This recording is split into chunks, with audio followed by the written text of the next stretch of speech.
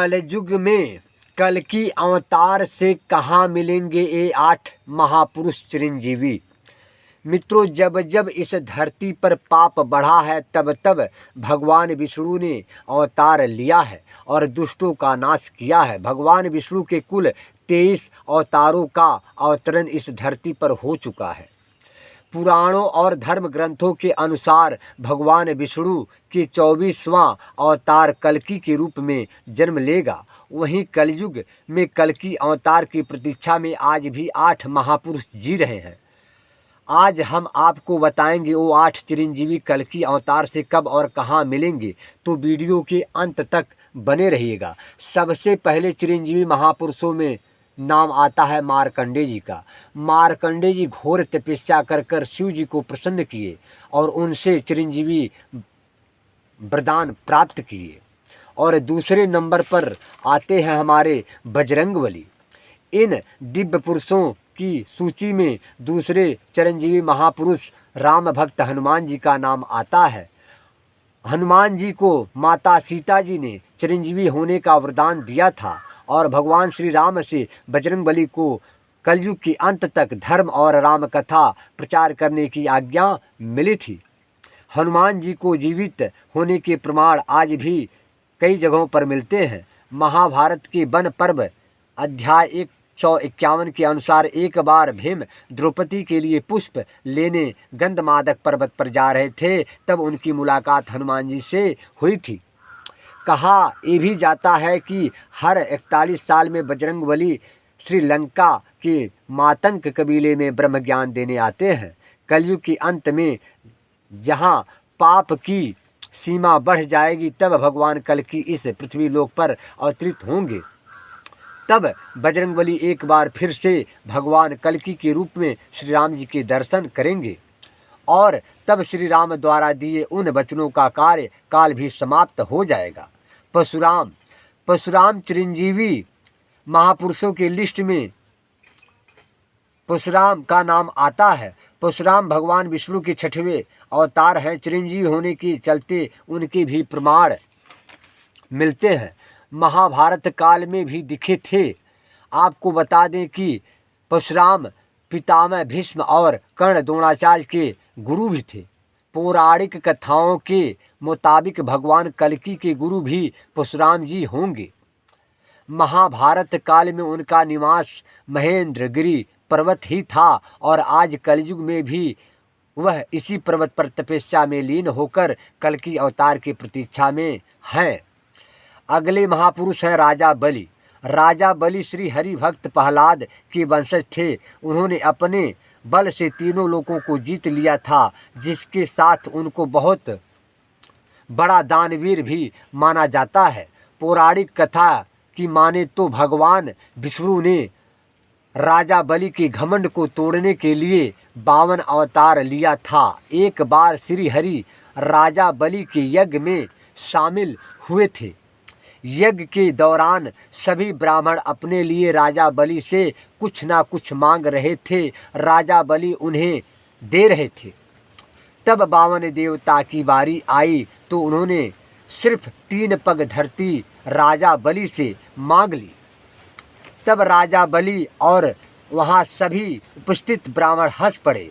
राजा बलि ने कहा, आप अपने छोटे छोटे पैरों से कितनी जमीन नाप पाओगे, कुछ मांग लो। लेकिन 52 देवता सिर्फ अपनी मांग पर अड़े रहे। तब राजा बलि ने कहा, जहाँ आप चाहो 3 पग जमीन ले लो। तब 52 देवता ने अपना विराट रूप धारण कर लिया और एक पग में देवलोक, दूसरे पग में पृथ्वी और पाताल लोक नाप दिया। इसके बाद उन्होंने कहा कि तीसरा पग कहाँ रखूं राजन। राजा बलि ने अपना सर आगे कर दिया और 52 देवता ने राजा बलि के सिर पर पैर रखकर उन्हें पाताल लोक भेज दिया और उन्हें सूतल लोक में बसा दिया, जहां वो आज भी अपनी मुक्ति के लिए कल्कि का इंतजार कर रहे हैं। विभीषण। मित्रों, हम बात करेंगे महापुरुष लंका अधिपति विभीषण के बारे में। विभीषण प्रभु राम के अनन्य भक्त थे। जब लंकापति रावण ने माँ सीता का हरण कर लिया था, तब विभीषण ने अपने भाई रावण को काफ़ी समझाया था, किंतु भगवान राम से शत्रुता ना करे, जिसके बाद रावण ने उन्हें लंका से निकाल दिया था। तब विभीषण भगवान राम की सेवा में चले गए थे और रावण के अधर्म का अंत करने के लिए धर्म का साथ दिया। यही कारण है कि भगवान श्री राम जी ने विभीषण को चिरंजीवी होने का वरदान दिया था, जो कि आज के युग यानी कलयुग के अंत तक जीवित रहेंगे। विभीषण के जीवित होने का प्रमाण रामायण काल के बाद महाभारत काल में भी मिले थे। युधिष्ठिर के राजस्व यज्ञ में सहदेव से विभीषण जी का मुलाकात हुई थी। कलयुग में विभीषण कहाँ है, इस बात की जानकारी किसी के पास नहीं है, लेकिन यह पता है उनका इस युग में रहना सिर्फ एक संकेत की अपने प्रभु राम को कल्कि अवतार में देखना। अब महापुरुष अश्वत्थामा, इन 8 महापुरुषों में अश्वत्थामा भी शामिल है। गुरु द्रोणाचार्य के पुत्र अश्वत्थामा आज भी इस पृथ्वी लोक पर अपने मुक्ति के लिए भटक रहे हैं। महाभारत के युद्ध में अश्वत्थामा ने कौरवों का साथ दिया था।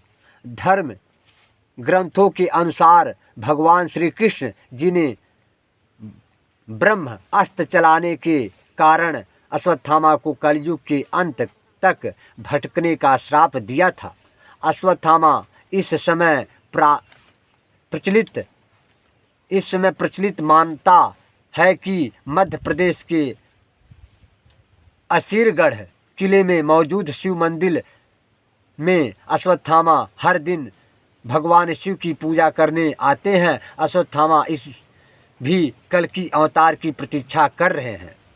कहा जाता है अश्वत्थामा भगवान शिव का इकलौता ऐसा अवतार है जिसकी पूजा नहीं की जाती है, परंतु कल्कि अवतार में अश्वत्थामा एक अहम रोल होगा, जो आने वाली पीढ़ियां उसका गुणगान करेंगी।